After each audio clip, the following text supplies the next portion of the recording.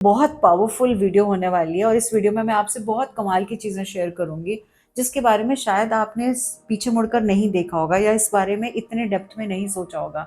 But यकीन मानो, अगर इस वीडियो को आपने पूरा देख लिया तो इस वीडियो के एंड तक आप बेटर, एक और हम्बल और एक बहुत सीरीन और बहुत समझदार इंसान बन जाओगे। क्यों? क्योंकि आपको बहुत सारे आपके सवालों के जवाब इसी वीडियो में आपको मिल जाएंगे। एक ऐसा टाइम था जब मैं अपने आप से क्वेश्चन पूछती थी, बहुत से रिश्ते या बहुत सारे रिश्ते सेम पैटर्न में रिपीट क्यों करते हैं? आपने बहुत एफर्ट किया, उस रिश्ते से कुछ सीख मिली, आगे बढ़ गए, लेकिन फिर उसी तरह की सेम चीज़ें रिपीट होने लगी। कुछ लोग इतना ज़्यादा स्ट्रगल क्यों करते हैं एंडलेसली? बहुत सारे ऐसे लोग हैं जो बहुत सारी अपॉर्चुनिटीज़ को एक्सेस करते हैं, मतलब उन्हें कुछ भी मिल जाता है, इतने एफर्ट नहीं करते, उसके बावजूद उनको, जैसे कहते हैं ना, किसी ने प्लेट में लाकर रख दिया। बहुत सारे ऐसे इमोशनल ट्रिगर्स हो जाते हैं, जैसे आपको ऐसा लगता है ये इंसान इतना इतना बड़ा या बुजुर्गों तरह से क्यों बिहेव कर रहा है। बहुत सारी ऐसे इमोशनल ट्रिगर्स भी होते हैं जहां आपको लगता है कि ये तो पहले भी हुआ था, इस जगह का आभास तो मुझे पहले भी है, इस सिचुएशन का आभास तो पहले भी है। बहुत बार बहुत अच्छी इंटेंशंस होती हैं, आपकी कोई तमन्ना नहीं होती कि कुछ गलत करो, लेकिन उसका रिजल्ट बहुत पेनफुल निकल के आता है या आउटकम बहुत पेनफुल निकल के आता है और आप सोचने लग जाते हो कि कहाँ रह गई गलती या कहाँ हो गई गलती। इन क्वेश्चंस की बदौलत मेरे अंदर एक फ़िलॉसफिकल क्यूरोसिटी रही है जो बहुत शुरू से, बचपन से रही है, और यही अराइज़ करी मेरी लाइफ के बहुत से ह्यूमन एक्सपीरियंसेस को विटनेस करने की। 35 साल की एजुकेशन की लाइन में रहने पर, as an educationist, as a spiritual practitioner, as a guide, as a school principal, बहुत सी जिंदगियों को बहुत करीब से देखा है, समझा है और समझने की कोशिश की है। बिकॉज ये ज़िंदगी यही बताती है, लाइफ रैंडम नहीं है। हमें ऐसा लगता है ना, इवेंट्स हो गए, सटल लॉज, मतलब जैसे चले, हमने कुछ लर्न किया, हम ग्रो करे और हम आगे इवॉल्व होते चले गए, ऐसा नहीं है। बहुत सारी चीज़ें हम अपने साथ कर्म के साथ लेकर आते हैं और अक्सर हम कहते हैं हाँ, ये तो गीता में भी लिखा है, जैसे कर्म करेगा वैसे फल देगा भगवान, है ना। I'm a mother, teacher, guide, and a friend, and these are my life lessons. I'm Dr. Neeti Kaushik, and welcome to my channel Nitty Gritty with Dr. Neeti Kaushik. Basically कर्म का मतलब क्या है? कर्म को हम कैसे समझते हैं? एक्शन ना, मतलब जो भी हमने कर्म किया, जो एक्शन किया, परफॉर्म किया, वही कर्म है ना। या हम ये समझते हैं कि एज एन इंटेंशन क्या है, उस एक्शन के पीछे, जो भी हमने एक्शन लिया उसके पीछे हमारी इंटेंशन क्या थी, या हमारे थॉट्स क्या थे, वो चीज़ें दोबारा दोबारा से क्यों हो रही थी और हम उन चीज़ों से क्यों खुश होते हैं। कई बार हमें ऐसा लगता है जो कुछ हम बोल रहे हैं या जो हमारी चॉइसेस हैं, मतलब कपड़ों से लेकर, खान पीन से लेकर, जिंदगी को लेकर, रिश्तों से लेकर चॉइसेस हैं, जो रिएक्शंस हैं जो हम डिस्प्ले करते हैं, किस तरह से कुछ बुरा हुआ तो कैसे डिस्प्ले किया रिएक्शन, हमारा क्या रिएक्शन आया, हम आराम से शांति से समझे या हमने तुरंत से दे दिया। हर एक थॉट आपका एक एनर्जी कैरी करता है, हर एक इमोशन एक वाइब्रेशन को कैरी करती है और हर एक एक्शन एक इम्प्रिंट छोड़ के जाता है। ये बहुत इंपॉर्टेंट है। फिर से सुनो, हर एक थॉट जो आप सोचते हो वो एक एनर्जी है। अब जब भी आपने किसी के लिए, किसी के बारे में कुछ भी सोचा, तो आपने समझ लो उसके साथ एक एक्शन कनेक्ट हो गया और वो वाइब्रेशन कनेक्ट होते ही यानी आपका एक बिल, इनवॉइस तो रेस हो गया। जो इनवॉइस आपने रेज कर लिया, अब उसका कुछ ना कुछ तो एक्शन होगा ना। वो सबसे पहला थॉट होता है। दूसरी चीज होती है इमोशन। खुशी का, गम का, हर तरह का एक इमोशन अपने लिए एक वाइब्रेशन को कैरी करता है। जैसे एफएम पे अलग अलग चैनल्स पे अलग अलग वाइब्रेशंस होती हैं। तीसरा आपका एक्शन, जो भी आप कर रहे हो उसका कोई ना कोई तो प्रणाम, उसका कोई अंजाम कुछ तो निकल के आएगा ना। तो जो भी आप एक्शन कर रहे हो उसका एक छाप है, उसकी एक इम्प्रिंट है। तो ये तीनों चीजें अगर समझ में आ गई तो फिर हम आगे बढ़ते हैं वीडियो में। कर्म वो नहीं है जो आप कर रहे हो, कर्म वो है जो थॉट प्रोसेस लेकर आप लगातार सोच रहे हो, फील कर रहे हो और एक्शन ले रहे हो। इन तीनों का मिला जुला ही कर्म है। कर्म पनिशमेंट नहीं है, कभी मत सोचना। बहुत से वीडियोस में, स्पेसिफिकली 8 नंबर के वीडियोस में, 4 नंबर के वीडियोस में आता है, कल अच्छे कर्म लेके ही नहीं पैदा हुए, सबसे बुरा नंबर ही ये है, या कहेंगे 13 नंबर के लिए सबसे बुरी डेट ऑफ बर्थ है। और मुझे बहुत दर्द होता है, तकलीफ होता है, क्योंकि कोई भी नंबर गलत नहीं है, कोई भी नंबर बुरा नहीं है, कोई भी नंबर खराब नहीं है। हर एक नंबर आपको कुछ सिखाने के लिए आया है। कर्म आपका हर पल इन्फ्लुएंस करता है। अब उसको समझते हैं कि कैसे इन्फ्लुएंस करता है। कर्म आपके रिश्तों को इन्फ्लुएंस करता है। जिस जिस तरह के लोग आपकी लाइफ में बार बार आते हैं, आपकी हेल्थ को, आपकी बॉडी को इन्फ्लुएंस करता है। जो आप इमोशंस को सप्रेस करते हो वो आपके फिजिकल सिम्टम्स में नजर में आते हैं। फिनेंशियल पैटर्न को भी कर्म इम्पैक्ट करता है, जैसे कि बहुत सारे पैसे के लिए, मनी के लिए, अबंडेंस के लिए, बिकॉज एनर्जी है ना। तो क्या इनहेरिटेड हमारा बिलीफ सिस्टम है, मतलब हमारे बड़ों ने क्या बताया, हमारी फियर बेस्ड डिसीजंस कैसे बताए गए कि पढ़ोगे नहीं तो नौकरी नहीं मिलेगी, अच्छे नंबर नहीं आए तो अच्छी जॉब नहीं मिलेगी, अच्छे कॉलेज में एडमिशन नहीं होगा। तो ये सारे फियर बेस्ड हैं। तो जहां जहां फियर बेस्ड हुए तो वहीं पे हमने मनी को, एक फाइनेंशियल ग्रोथ को उस जगह रख लिया। अगला आता है पॉइंट अपॉर्चुनिटीज एंड ग्रोथ का। जो आप अपॉर्चुनिटीज के लिए कॉन्शियसली रेडी हो, अपॉर्चुनिटीज को रिसीव कर रहे हो, या अपॉर्चुनिटीज आ भी नहीं है तो भी आप कंफर्ट जोन में बैठे हो। अगला है इमोशनल रिस्पॉन्स का।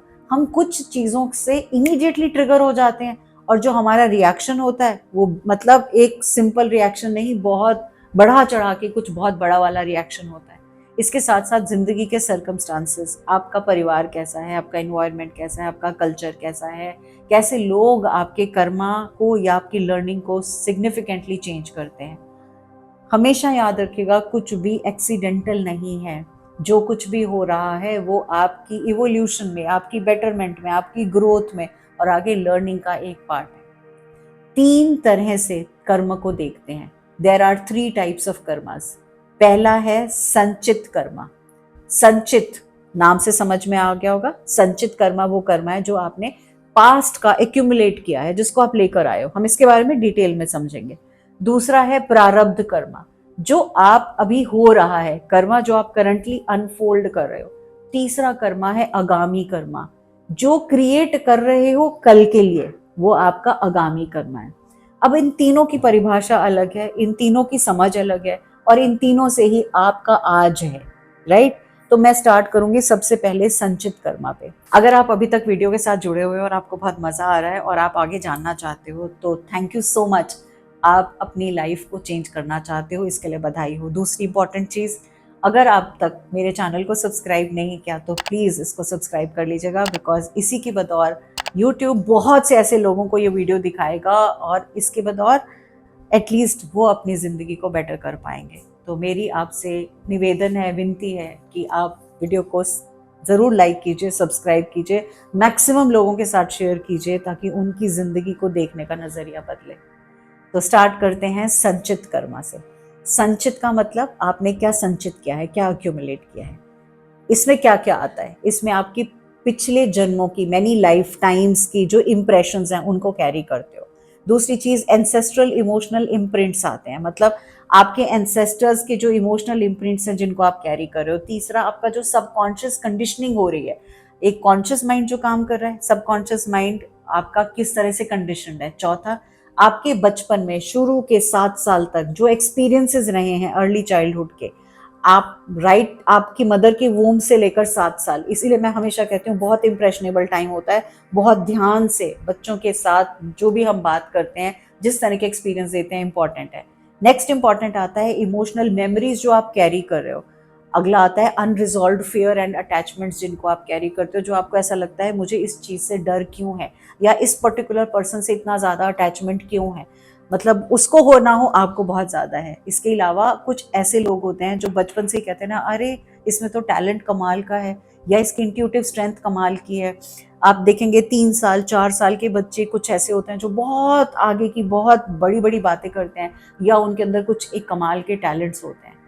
अब संचित कर्मा को ऐसे समझो कि आपका एक आर्काइव है। आर्काइव जानते हो ना, मोबाइल के अंदर या लैपटॉप पे जब आप मेल करते हो तो मेल में एक कुछ चीज़ें हम आर्काइव में रख देते हैं कि ये हमारी पुरानी चीज़ें हैं, आर्काइव हैं, जो इम्प्रेशंस कैरी कर रहे हैं आपके इन्फ्लुएंस को, आपकी टेंडेंसीज को लेकर, यानी वो आर्काइव है। तो संचित कर्मा ज़रूरी नहीं नेगेटिव हो। संचित कर्मा आपके टैलेंट्स को भी होल्ड कर सकता है, आपके अंदर क्या काबिलियत है, क्या गिफ्ट्स हैं उनको कर सकता है, आपकी स्पिरिचुअल इंक्लिनेशन किस तरफ है, मतलब आप शुरू से ही बड़े हो, जैसे ओल्ड सोल्स की मैं बात करती हूँ, आपके अंदर क्या क्रिएटिव एबिलिटीज़ हैं, आपके अंदर बहुत सारी कंपैशन है, आपके अंदर बहुत सारी विजडम है, ये सब संचित कर्मा कैरी करता है।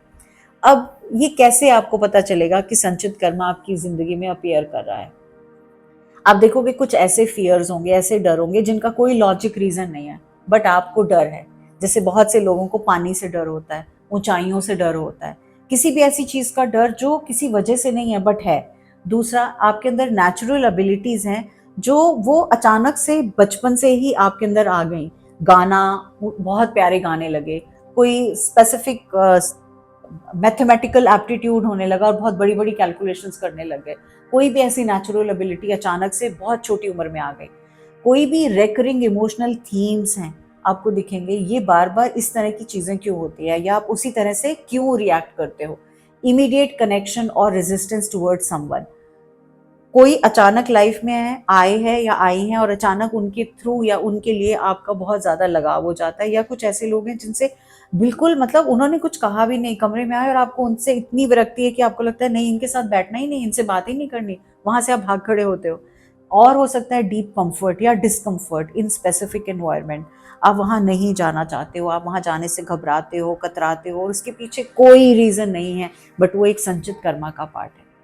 ऐसा भी तो होता है बहुत बार, हम किसी को मिलते हैं और इमीडिएटली ऐसे लगता है इसको मैं शायद सदियों से जानता हूँ या इसको मैं शायद सदियों से जानती हूँ, और आप सोच सोच के उस बारे में हैरान हो जाते हैं। ये अक्सर हमारा कार्मिक मेमोरी का पार्ट है। तो ये समझ में आ गया संचित कर्म। अब मैं आती हूँ उसका सेकंड पार्ट। सेकंड पार्ट है प्रारब्ध कर्मा, जो कर्म हम अभी अनफोल्ड कर रहे हैं।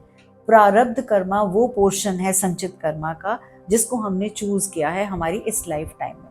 मतलब जैसे कहते हैं ना, रिसोर्सेस तो बहुत सारे थे, उसमें से हमने चूज किया प्रारब्ध में हम इसको इस तरह से जिएंगे। इसमें क्या क्या आता है, जैसे किस परिवार में आप पैदा होंगे, हिंदू हो सकता है, मुस्लिम हो सकता है, बहुत अमीर हो सकता है, बहुत गरीब हो सकता है, बहुत कामकाजी हो सकता है, मतलब किस परिवार में आप आए हैं, जिस फैमिली में आप बॉर्न हुए हैं। दूसरी चीज, जो आपकी फिजिकल कॉन्स्टिट्यूशन है, मतलब आपकी डील डाल, आपकी बॉडी की कॉन्स्टिट्यूशन, किस तरह से आप दिखते हैं, वो आपका जो जेनेरिक डिस्पोजिशन है, जो जीन्स आप कैरी कर रहे हो वो। तीसरी है सोशियो कल्चरल इन्वायरमेंट, जिस कल्चर के आप अंदर हैं, किस सोसाइटी के अंदर हैं, किस कल्चर के अंदर हैं, कौन से रीजन के अंदर है, ये सारी भी आपका प्रारब्ध बताता है। इसके बाद चौथी चीज आती है अनअवॉइडेबल लाइफ एक्सपीरियंसेस, कुछ ऐसे लाइफ के एक्सपीरियंसेस जो अवॉइड हो ही नहीं सके और वो हो गए, अगेन प्रारब्ध। अगर सिग्निफिकेंट लाइफ टर्निंग पॉइंट्स आपकी ज़िंदगी में आए और कैसे एकदम से चीज़ें टर्न हो गई, जैसे कहाँ मैं 35 इयर्स तक एजुकेशन में थी, मैं एज अ स्कूल प्रिंसिपल थी, बहुत अच्छे से स्कूल्स को चला रही थी, काम करी थी, and I was very happy. But अचानक वो एक डिसीजन आया और टर्निंग पॉइंट आया at the age of 55। So why did that turning point come in my life? So I'm an example here because this was prarabdha for me. I had to come, I had to create content, I had to show you the way, I had to guide you, I had to teach you, I had to आपको किसी भी form में मुझे कुछ अच्छा समझाना था, इसीलिए ये टर्निंग पॉइंट मेरी जिंदगी में आया। कुछ ऐसे सोल कनेक्शंस जो अचानक, वो आपके भाई बंधु नहीं होंगे, आपके फैमिली का पार्ट नहीं होंगे, लेकिन वो आपके सोल कनेक्शन है और वो आपके साथ जुड़ जाते हैं, उनका आपकी जिंदगी में आना भी प्रारब्ध का पार्ट है। अब प्रारब्ध कर्मा ऑलरेडी मोशन में है। ये मतलब ऐसे है जैसे आपका तीर कमान था और तीर तो निकल गया बो में से और वो अब चल पड़ा है, तो वो जो चल पड़ा है दैट इज व्हाट योर प्रारब्ध इज। अब इससे मतलब हम लड़ नहीं सकते, हम चेंज नहीं कर सकते, पर हम चूज कर सकते हैं कि इससे हमने रिएक्ट कैसे करना है। हम तक जो ये पहुंच रहा है, हमने अब इसको कैसे समझना है। प्रारब्ध कर्मा ये नहीं कहता कि आपका रिएक्शन क्या होना चाहिए, ये आपको एक लर्निंग ग्राउंड की तरह पेश आता है। ग्रोथ डिपेंड करती है आपकी अवेयरनेस पे। अब वो जैसे ये ना मैदान है, खिलाड़ी हैं, गेम खेलने वाले हैं, अब आपके ऊपर है कि आपने अपना गेम कैसे खेलना है। आपने वो सेम प्रॉब्लम्स को बार बार रिपीट करते जाना है, करते जाना है, करते जाना है, करते जाना है। वो कहते हैं ना, पंखे की थपेड़ों की तरह लगते जाएंगे, लगते जाएंगे, लगते जाएंगे। भाई प्रारब्ध में लिखा के लाए हो, पर इसमें से बाहर निकलना किसको है? आप ही को निकलना है। डिसीजन किसको लेना है? आप ही को लेना है। कैसे चेंज होना है वो भी आप ही को होना है। अब ग्रोथ इसी पे डिपेंड करती है कि आपकी अवेयरनेस कितनी है। जब आप पूरा चैप्टर पढ़ लेते हो, जब आप गेम के रूल समझ जाते हो और आप उस गेम को खेल रहे होते हो, फिर आपको पता होता है ना, मैं ये गलती करूंगा तो गोल हो जाएगा और ये गलती नहीं करूंगा तो गोल बच जाएगा। समझ में आ गई बात की? सेम वे प्रारब्ध काम करता है। अब हम आ जाते हैं नेक्स्ट इंपॉर्टेंट कर्म के, थर्ड कर्मा पे, and the third Karma is आगामी कर्मा। जो कर्म आज आप क्रिएट कर रहे हो आगे के लिए, आगामी आने वाले के लिए, जो हम अपनी प्रेजेंट चॉइसेस से क्रिएट करते हैं। यानी आज क्या एक्शन लिया, हमारा इमोशनल रिस्पॉन्स क्या रहा, हमारा कॉन्शियस डिसीजन क्या रहा, हमने रिएक्शन लिया या हमने माइंडफुल रिस्पॉन्स किया? हर रोज जो पैटर्न्स बार बार रिपीट हो रहे हैं उसका हमने कहाँ काम लिया? यहाँ पे सबसे इम्पोर्टेंट रोल होता है फ्री विल का। और फ्री विल हमें भगवान हर रोज देता है, हर पल मिलती है हमें। हमें हमारे ऊपर है इस आगामी कर्मा को शेप करने के लिए, यानी इस फ्यूचर को शेप करने के लिए हम अपनी फ्री विल को कैसे यूज करते हैं। फ्री विल का मतलब आपकी चॉइस है। अब मैं एग्जांपल्स देती हूँ आगामी कर्मा के, और आसान हो जाएगा समझना। जैसे आपको किसी ने आपके लिए बहुत बुरा किया, बहुत भला बुरा कहा, आपके लिए वो पर्सन अच्छा नहीं निकला है या वो सिचुएशन अच्छी नहीं निकली। फैमिली की हो सकती है, आपके लव्ड वंस की हो सकती है, आपके भाई बहनों में हो सकती है, और आप कहते हो कि मैंने क्या कसूर किया था जो मेरे साथ इतना बुरा किया, इतना बुरा किया, मैंने तो इसका बाल भी बांका नहीं किया, मैंने तो इसके लिए हमेशा गुडनेस के लिए ही बात की। तो ऐसे में फॉरगिवनेस अगर आप प्रैक्टिस करते हो इंस्टेड ऑफ रिजेंटमेंट, तो आप अपने आगामी कर्मा को पावरफुल बना रहे हो। दूसरी चीज, आप इंटीग्रिटी से एक्ट करते हो जब चीजें दिख भी नहीं रही। मतलब आपको ऐसा लग रहा है इसका रिजल्ट पता नहीं आएगा कि नहीं। जैसे वो कहते हैं ना, किसी के लिए हमने दान दिया, किसी के लिए हमने कुछ अच्छा किया, जब पता है कि वो सामने वाला हमारे लिए कुछ पलट के नहीं कर पाएगा, कुछ दे नहीं पाएगा, लेकिन स्टिल आपने किया, तो इससे क्या हुआ? आपने अपनी इंटीग्रिटी को काबू में रखा और उससे आपने अपना आगामी कर्मा को पावरफुल बना दिया। नेक्स्ट इंपॉर्टेंट होता है जब हम एंगर की बजाय अंडरस्टैंड करते हैं। इसीलिए मैं अक्सर फुल मून के जब रिचुअल्स कराती हूँ, मैं ये क्या कहती हूँ, release, let go, let go, let go. क्योंकि जब भी आप लेट गो करोगे तो आप उस कर्म को आगे लेकर नहीं जा रहे हो, आपकी रोजमर्रा की डिस्कशन में नहीं है, तो आप एंगर को साइड कर रहे हो। नेक्स्ट इंपॉर्टेंट चीज है cultivating gratitude instead of complain, और ये बहुत बहुत बहुत powerful, tested by my self many a times है। ग्रैटिट्यूड दिशा चेंज कर देता है, आपके आगामी कर्म को चेंज कर देता है, आपके प्रारब्ध में एक्शंस को चेंज करता है। बिकॉज जब हम कंप्लेंट देखते हैं तो हमारा माइंड मॉर्निंग से नाइट तक थाउजेंड्स ऑफ कंप्लेंट्स गिना देता है हमारे आसपास की, लोगों की, चीज़ों की, सिचुएशंस की।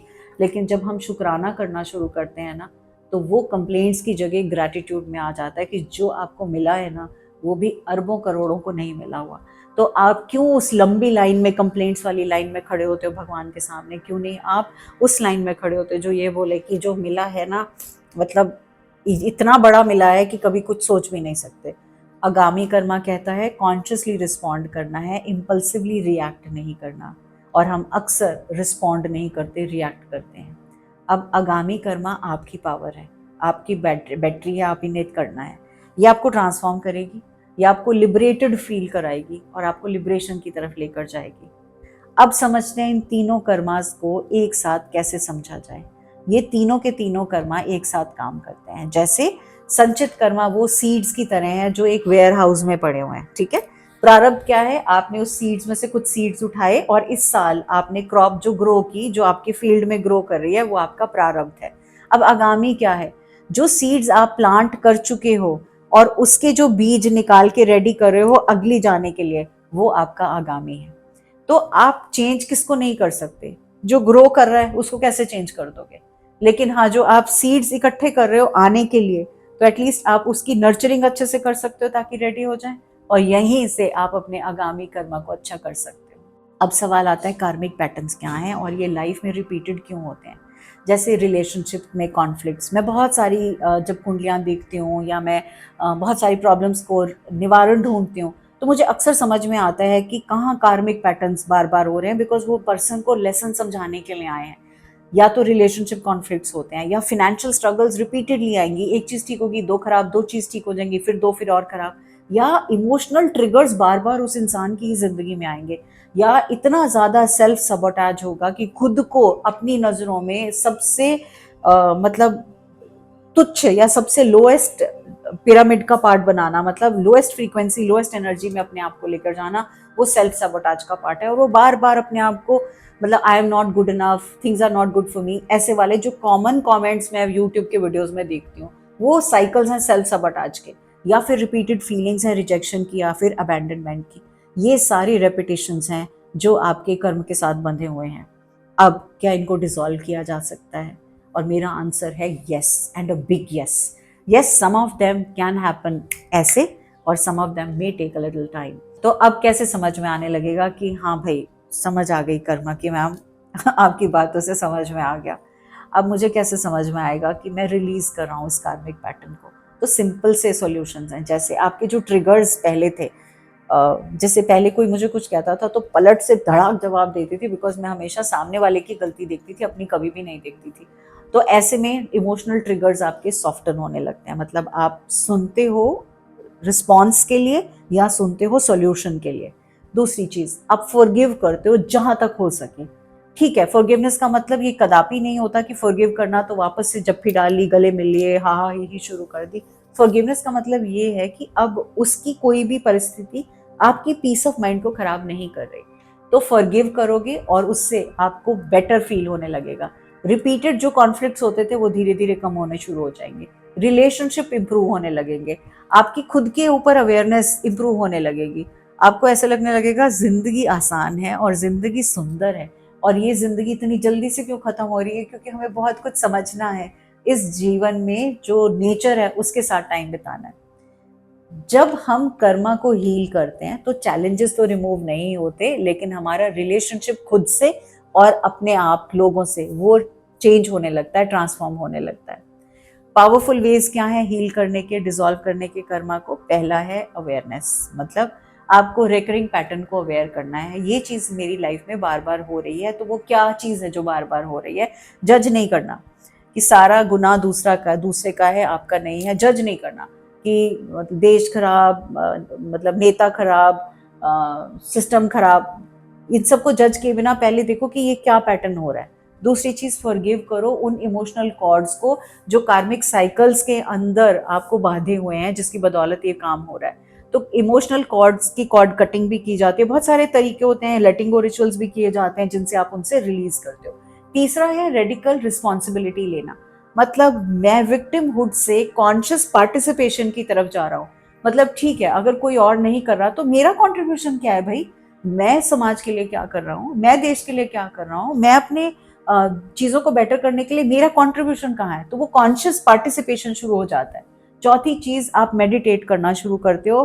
बिकॉज प्रेयर जब हम करते हैं तो हम भगवान से कुछ मांगते हैं, जब हम मेडिटेट करते हैं तो हमें उसके आंसर्स मिल रहे होते हैं। नेक्स्ट इंपॉर्टेंट है ग्रैटिट्यूड, जिसको मैं हमेशा कहती हूँ। अगर आपने आज तक कभी तक ग्रैटिट्यूड नहीं किया ना, तो मेरे कहना मान के हर रोज के छोटे छोटे ग्रैटिट्यूड लिखना शुरू कर दो। 1 लाइन लिखो, 2 लाइन लिखो। ग्रैटिट्यूड के जर्नल्स बना रखे हैं मैंने, उनको यूज करो। 30 डेज ग्रैटिट्यूड चैलेंज है, क्या लिखना है, कैसे लिखना है वो भी सिखाया है, उसको यूज करो, बट यूज करो।